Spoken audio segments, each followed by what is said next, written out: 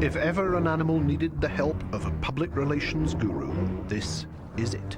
Aided and abetted by Hollywood, the shark's reputation for aggression is unsurpassed.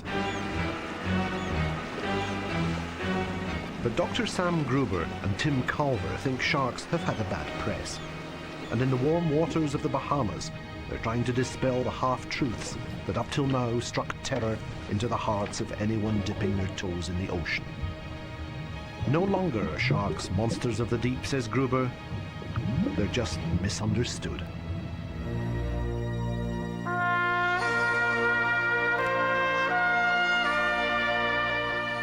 Of all the myths in the world, one of the greatest myths is that sharks are bloodthirsty killers.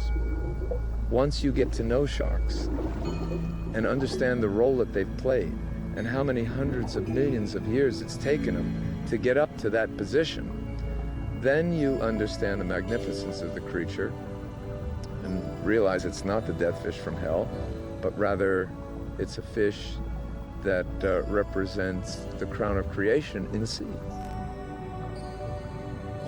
If you were a designer to design the best, most beautiful fish, you, I think, would design a shark. I mean, your typical shark does not have anything extra. I mean, it's made for speed and ease of movement. And that's the way they work. That's what's beautiful about them. Dr. Gruber's laboratory at Bimini is about 50 miles off the Florida coast. On this Bahamian island, he drills his students who've come here from around the world to better understand the creatures that for all their lives they've been brought up to fear. But in his younger days, Sam Gruber was a self-confessed shark killer. Such slaughter was nothing more than good sport. Yet one day, alone in the deep, an encounter face-to-face with a hammerhead shark literally changed his life.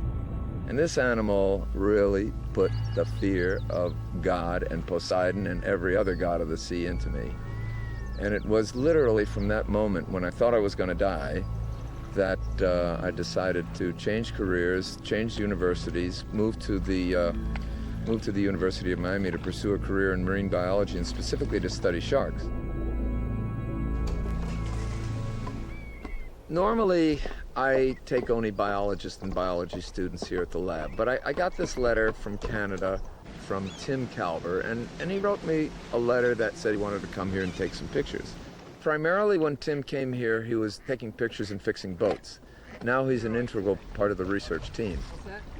There's nothing we do without Tim, as far as going out, catching the sharks, measuring, working them up, putting tags, he does everything. Before I came to Bimini and work with Dr. Gruber, I had never really seen a shark underwater. But working with Dr. Gruber and everybody here has really taught me a lot about sharks and really given me a greater respect for them and a greater admiration for everything that they do in the ocean.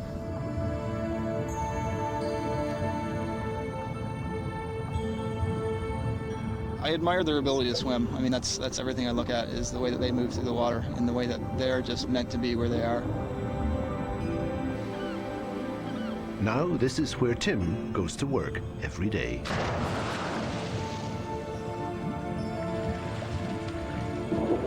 His original ambition as a visiting photographer was to get the great shark shots that he'd come for and then move on. But he was so fascinated with Dr. Gruber's research, he joined the team.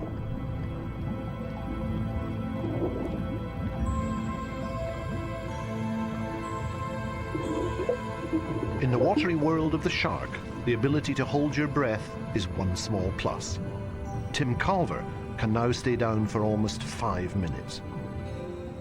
He's become an incredible swimmer. He's like water boy. Now he can free dive to 100 feet. I'm talking about 100 feet, that's 35 meters. Free diving allows me to get closer to animals in that I appear to be more part of their world for the 2 minutes or 3 minutes or whatever that I'm underwater.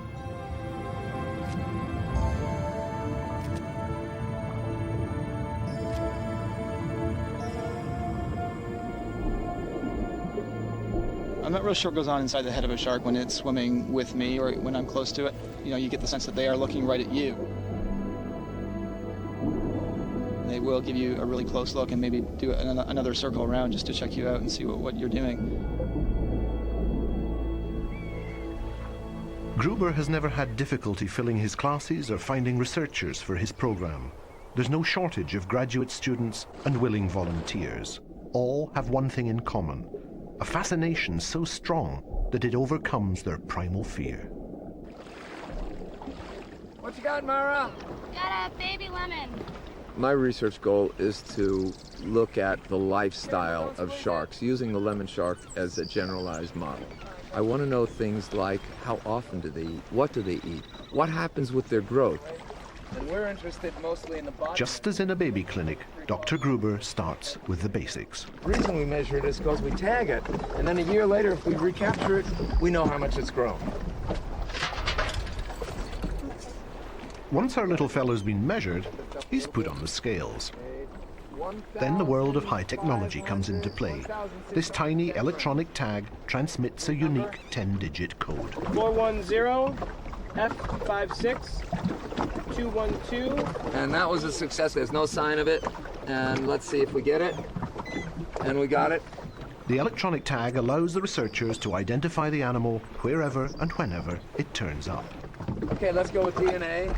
Now all that remains is to take a small tissue sample for DNA testing, which can help identify the shark's family tree. Whenever a tagged shark is recaptured, it's identified by its number, yielding information on this mysterious and misrepresented predator.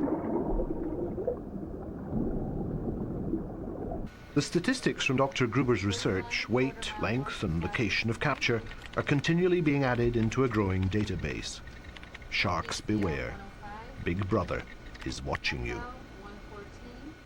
Sharks come in all sorts of shapes and sizes.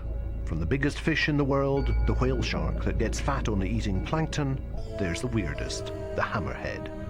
And don't forget the megamouth, recently discovered by Navy divers.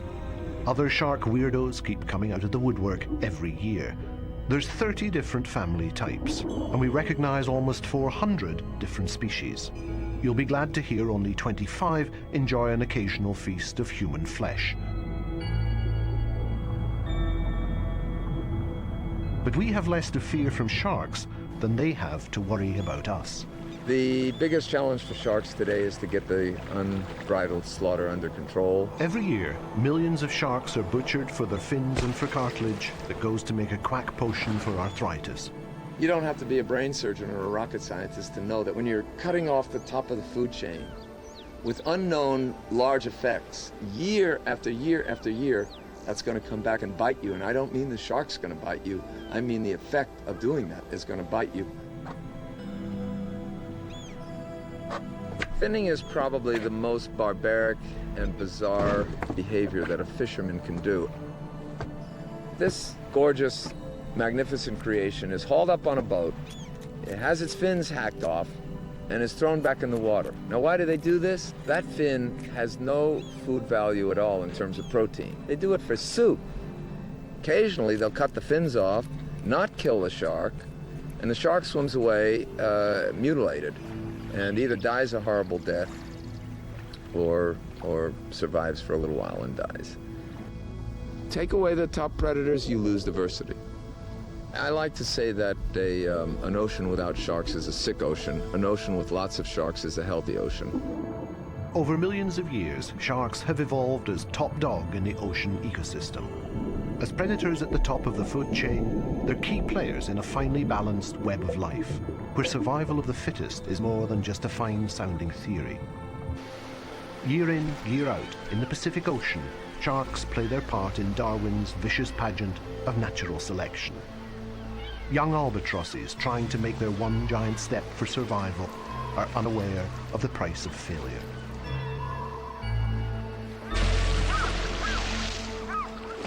Only the strong survive, and with them that genetic edge that lets them outrun the shark.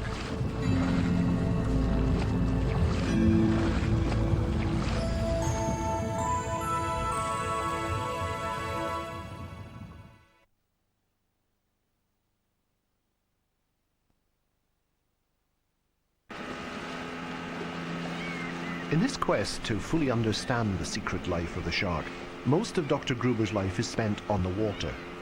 Gruber and Tim Culver are presently carrying out an experiment to verify a phenomenon in sharks that's well known in numerous other birds and mammals.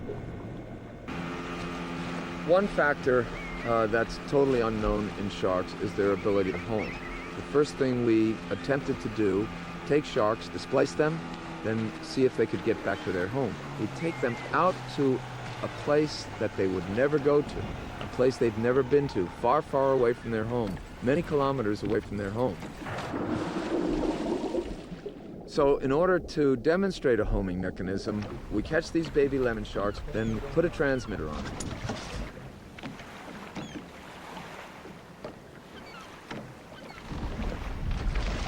Good. You ready? Come on right by here. Stand by now. You ready? There you go. Put him right under. Okay, release him whenever you feel he's ready to go. The shark catches its breath before cruising off into the blue yonder. It's like the start of a subsea Disney adventure. Sharky, homeward bound. Bye-bye, shark. See you later. Back at home. We let them off, and we find out whether they can go home. We track them home with their little transmitters. On board the research vessel, the hydrophone picks up the signal. Now the team can stalk the young fish wherever it swims. Normally, the young lemon sharks would avoid these wide open waters. There's always someone lurking, maybe even a relative, bigger than yourself and on the lookout for a tasty, bite-sized meal. Hours later, the young shark has made it back to the same spot in the mangrove swamps where he was captured. Gruber's even managed to show that blindfolded, the result is just the same. However, as with pigeons, the homing mechanism is not yet fully understood, but it's obviously an important survival tool. But why come back here anyway? Well, deep below the mangroves that line the banks, the young shark's in safer territory. Not only do the mangroves present a formidable barrier to predators, but the forest of roots is a breeding ground for small fish, and so doubles as the shark's well-stocked larder. I want to be able to say, in simple terms, lemon shark is born at a certain time. It takes so long for it to grow up. Once it grows up, it does the following, and then it comes back and mates and gives birth again. And it lives for so long, and this is its life cycle.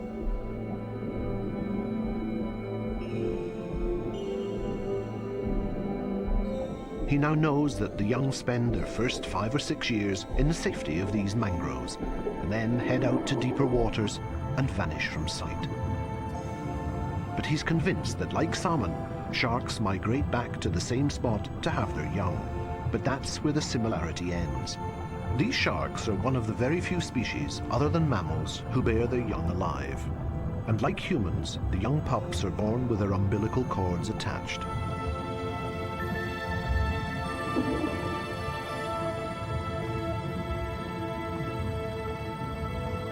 Unlike other fish, which lay thousands of eggs, these sharks only produce some 6 to 10 fully developed pups every other year.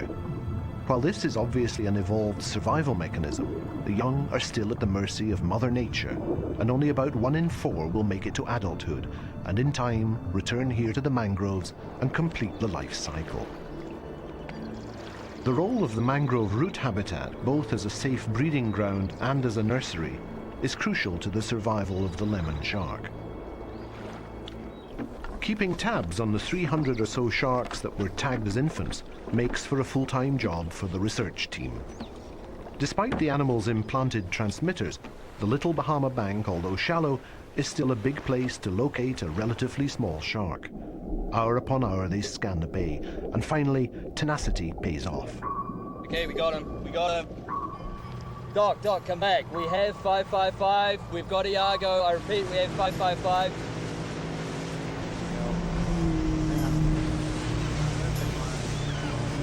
I don't see him. Where is he?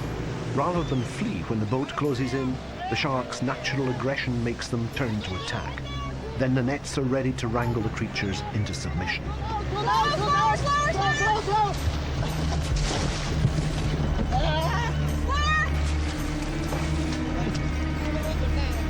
But laying hold of a 10-footer is not always an easy task. Go!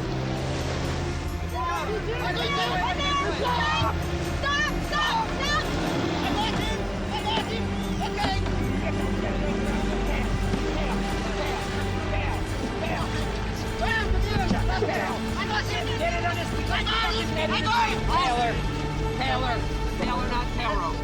Just ease it out there. He's out on the tail now. He's out on the tail.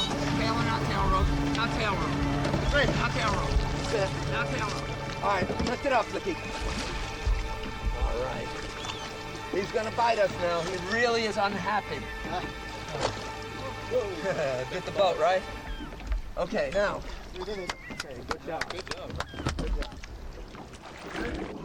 Number 555 is a male, and this is his 6-month checkup. Last time round, he managed to take a nasty bite out of someone in the boat. After that, they nicknamed him Iago, after one of Shakespeare's nastier characters. All right, Miguel, you ready? Now, Iago is being fitted up for speed trials. The radio backpack will tell Gruber's team just how far and how fast he's traveling.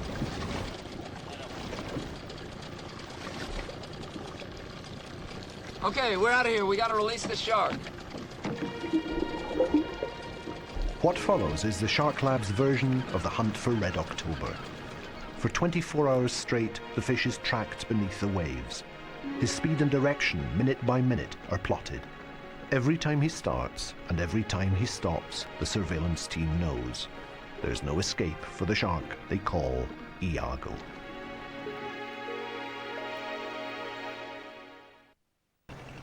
Shark wrangling on the high seas is pretty much a long shot. Only 2 or 3 tagged fish out of 100 are relocated this way. But by using long baited lines, Gruber's recapture rate leaps to almost 80%. The long line has these branch lines on them. The shark takes the bait, gets hooked up, and it can swim back and forth freely so it doesn't die, it doesn't drown. And we then go get the shark. This afternoon, Tim Culver is setting a long line in an area frequented by one of the most notorious members of the clan, the tiger shark.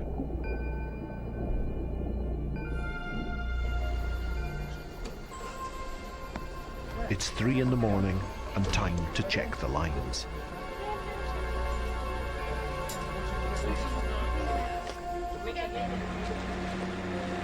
One at a time, they inspect the mile-long string of floats. But tonight, like so many fishing trips, they just ain't biting.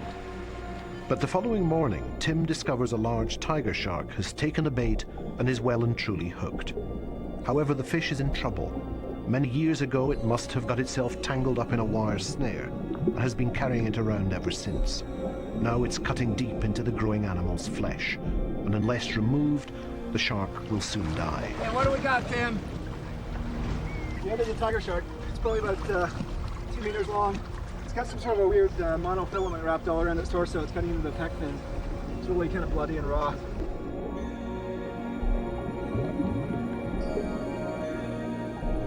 Of all the sharks, tiger sharks have one of the most fearsome reputations, the pit bull terrier of the sea. They're unpredictable, and in these circumstances, with an injured and trapped animal, the threat of retaliation is real.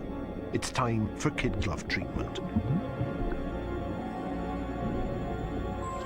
To work safely, the tail needs to be tied and the fish securely held alongside the boat. Oh, you missed. Swing and a miss. Right on. But you had him. I tell you, you had him. Now this time, Tim, you have one predator. Be careful, Mark. Be careful. You can take your fingers off. I'm telling you, your fingers will come right off. The main thing is to get things done without hurting the shark. We can get our information from it, but and tag it and all that kind of stuff, but we don't want to end up hurting any sharks. He is totally wrapped up. He's gonna hurt himself too. Licky, let his tail go. Let the damn thing go. Let it go in the goddamn water. It's grown in. It's grown right into him. Watch him, Tim. Watch him, Tim. Watch him. Okay, cut that off. We'll get that out. With the wire removed, the tiger shark now has a future, and in return, it'll be tagged and followed. We want to get what we have with as little stress as possible to the sharks. So that's where the stress to us comes from, is that Doc is completely concentrated on not hurting the sharks, and maybe at the same time he's yelling at people to get things done, but he doesn't mean any of that. You know, he can use as many 4-letter words as he can fit into the sentence, and it just kind of slides right off at the end. It's just a lucky thing we got to him in this case, although he did suffer a little indignity. At least he got this horrible thing off him. This kind of shows you what the ocean's coming to. Well, we got to release him.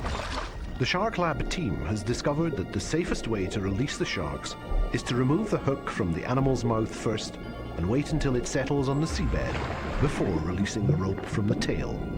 But the volunteer, in this case Tim, who has the task of slipping the noose clear, needs to have his wits about him, not to mention a modicum of courage as well.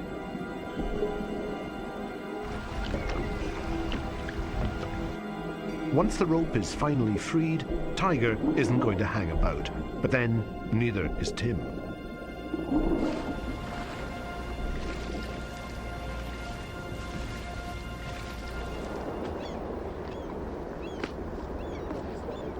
So notice when I hold them. Dr. Gruber is adamant that there is only one way for the faint-hearted to lose their fear of sharks.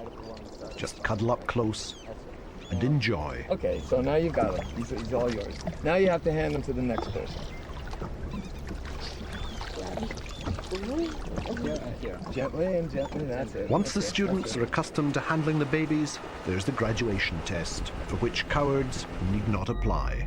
It's a dive among the big boys. Don't let them come up too close. Don't put your hands around them. Don't try to pet them. Don't try to ride them or do anything like that. Just keep your hands to yourself. What do you say, 200? What kind of sharks you got? 200? We got the black noses and Caribbean reef shark. One very big, aggressive one.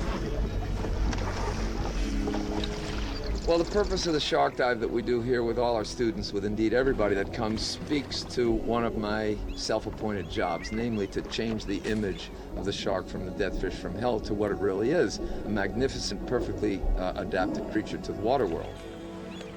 But just in case, a buffer zone is provided by Tim Culver, who seems once again to have pulled the short straw.